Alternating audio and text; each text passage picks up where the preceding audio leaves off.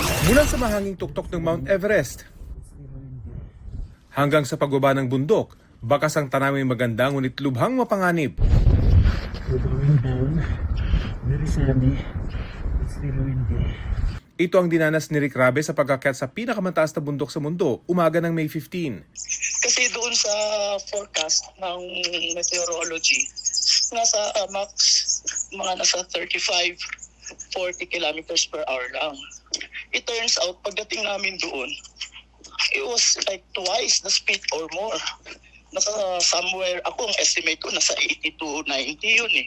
Sa lakas ng hangin, natumba pa si Rick habang nasa gilid ng summit. Hindi na nga raw niya nailabas ang watawat ng Pilipinas, ng UN kung saan siya nagtatrabaho at ng Switzerland kung saan citizen din siya.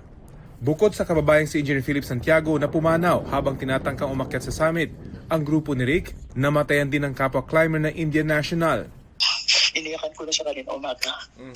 You have a strong reason bakit kailangan mong pumunta doon.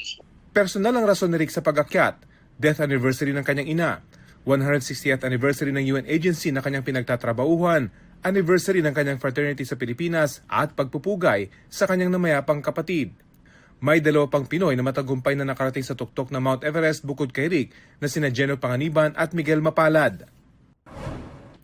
Sa highest peak naman sa Pilipinas, may nagpakitang gilas rin. Mala senyorita sa tuktok ng Mount Apo, ang 70 years old na si Leticia Subebe.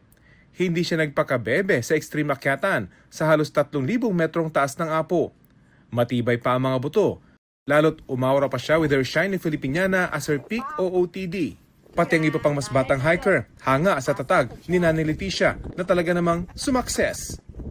Rafi Tima nagbabalita para sa GMA Integrated News. Huwag magpahuli sa mga balitang dapat niyong malaman. Mag-subscribe na sa GMA Integrated News sa YouTube.